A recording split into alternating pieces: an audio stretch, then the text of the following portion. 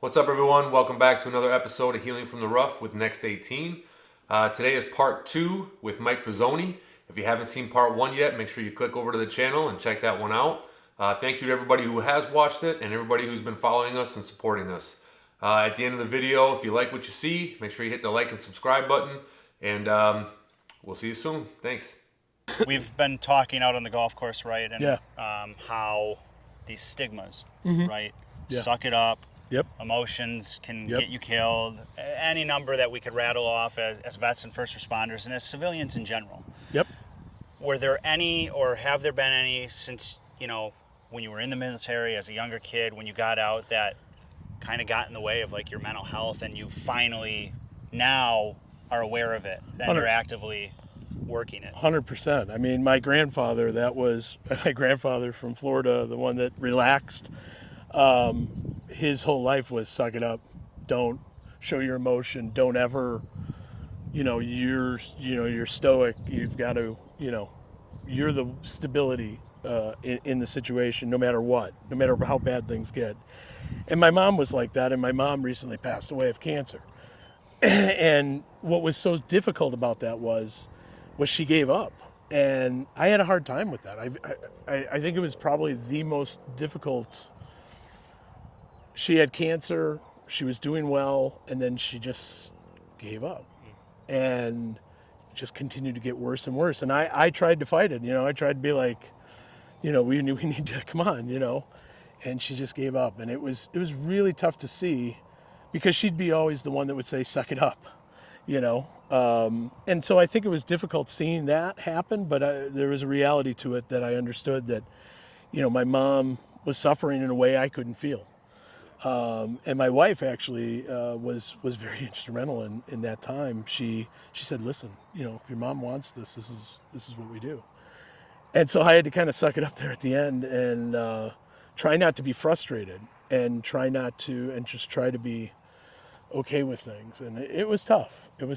And but I'm glad we went through it. She's at peace now, and we've been slowly coming back to it. I'm still trying to take care of everything, and it's I was an only child, so and my parents divorced when I was 6, so it was me and my mom. So when I came back from the service, I was back with my mom, and when I got married, my mom, I had to leave my mom. It was weird to do that, but yeah. So it was an interesting time, but we made it through it, and I try not to apply that like to my son and in my life. I don't try to say to somebody, well, just suck it up, rub some dirt on it. That's not always the answer. It can be funny at times, rub some dirt on it when you're playing ball or something, but the reality is that's not always the answer. And sometimes you have to have a little bit of empathy, a little bit of compassion to understand the situation, and it's important to do that. And if you don't do that in some way, shape, or form, you're hurting yourself. You're holding something in, because there is emotion that we all have, and just showing a little bit of compassion towards another human being is not a bad thing. Yeah, we definitely need more of it. We do. Yeah. Thanks for sharing Agreed. that. Yeah. Thank you. So if you're a vet or a first responder and you want to come to a golf camp, come to be at one of the Next 18 events, all you need to do is go online to next18.org. You can find us on Facebook, you can find us on LinkedIn, and you can find us on Instagram currently. All of those resources have links to get to our website to find our application page. Or you can reach out to me, Matt, M-A-T-T, at next18.org. I can give you any information you need. We would love to have you at a camp. And I realize you might be asking yourself, yeah, we're going to go play golf. Do I really want to deal with my mental health? Do I really want to deal with some of these things that I'm not a fan of dealing with? I think you should come here. You should get the resources and just be open-minded to maybe living a healthier, happier life. These guys are having a great time. So now that you kind of talked about the stigmas and the traumas that you've had, Yeah. what was kind of your aha moment when it came to starting to finally deal and process the mental side of things that you've been going through? Well, I mean, it really, for me, it's seeing other people going through it, family members, and how they deal with it. But the big thing is them asking, for help and actually being open about it. And it's one thing that I've really tried to work on is being more open about it, with my wife, with my son. And so to peg a time, it's probably, I mean, we had some trauma about 14, 15 years ago. And my wife and I went through a lot, but we made it through it by understanding what each other was going through. And that probably was what was the most traumatic time of my life, but it was also the most eye-opening time of my life to understand that, as we talked about earlier, suck it up. It's okay. There's times that it's not. It's not okay. And it's okay to not be okay. I mean, there are times where you have to process it and deal with it, and you do move on, but it just never goes away. Yeah. It's always going to be there. Sometimes, some days are more difficult than others, but you start to have more good days than bad. But understanding that and knowing what's happening and being able to see it in others is a big thing. And unfortunately, you have to go through trauma to kind of understand what other people are dealing with. And you may not understand. At the end of the day, that's the other part. You've got to understand that you don't know 100% what anybody's gone through. Right. But they've gone through something. And it's a feeling that you've felt or a way that you've felt and you've dealt with in some way, shape, or form. And being able to, whether it's just being supportive, and standing there, being for them. Holding space. Exactly. So I would say it was probably, about 15 years ago, but it really was something I wish I would have known earlier, but sadly it was something I learned through trauma. Yep. And so you hate to see people go through it, but sometimes, well, it's in life. We don't have control all the time. And again, it's okay to not have control. Yeah, So, for sure. yeah. Thank you. Thank you. Thank you. Thank you. What's the craziest golf story you've got?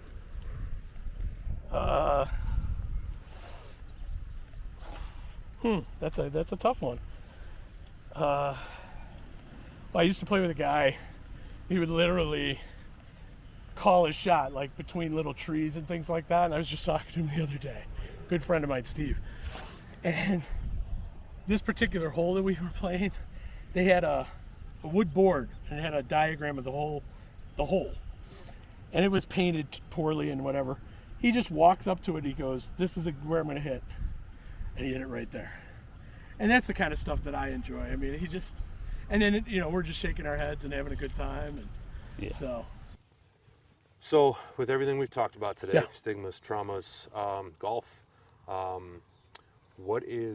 has golf helped you deal in recovery? Well, I mean, I think golf is, for me, it's about getting away. We were walking over the bridge at one point early on today, and I was relating to Matt. That's the kind of stuff I like. And I was relating to you about the house back over here, up on the hill, and just the atmosphere and looking at the birds that were and just kind of disconnecting and not thinking about all those other things. I am very happy, and it's a weird thing to say in a technology world, but I'm very happy to put my phone away. I would love to turn my phone off while I'm here. There's golf courses where they make you do that, and I think that's a fantastic thing. But it's really just it's a nice break. It is calming. Competitive golf is competitive golf, so it's not going to be as fun. So for me, I really enjoy getting together with the guys. What you guys are doing today, I'm enjoying this tremendously. This is the kind of stuff that I really like. Let's get out, kind of hit some balls around, tell some stories, talk, and it's the camaraderie, it's the social aspects of being with people that you enjoy being with. meeting new people that you would enjoy talking to, that have similar experiences or similar interests. Yep. So yeah, I mean, for me, it's a real nice escape. I usually have my speaker on with some music. I learned that from a buddy of mine who was going through PTSD, and he would play like 50s music, and I mean, it's fine. My mom used to listen to that, but I like having some rock and roll and some other things, I hope a he's little watching Led this. Zeppelin or whatever. But I'm just saying that it's kind of nice when I get the music going. You have some good shots, you have some bad shots, kind of a little bit like life, but the bad shots aren't like, oh, It'll keep you from coming back. exactly, Because the good shots overpower. exactly. So yeah. So, obviously, we're here to talk about traumas and break down stigmas and try to get people to open up. Yeah. What is something you would give as a piece of advice for anybody struggling with anything right now? Yeah, my biggest thing is you've got to tell somebody. You can't hold it in. Over the last several years, lost some people that I knew to suicide, and people some you wouldn't have expected, and you feel like they've got it together. So it's important to tell somebody, family, because I think the way I feel is the more you tell somebody something. If I open up to you guys, now I'm more likely to open up to somebody else because, I've now felt more comfortable. I've gotten it out there. Yeah. So just tell somebody. Just ask for help. It's okay to ask for help, and even if you don't think that you're that bad, that's the other thing. Sometimes it gets bad fast. Yeah. Sometimes much faster than you think. And if you don't actually try and talk to somebody about it, everybody else is going to be frustrated because most of the time you hear, well, I never would have thought. And you miss that person and you think, what could I have done? And at the end of the day, you really can't. Yeah. You can't beat yourself up about it.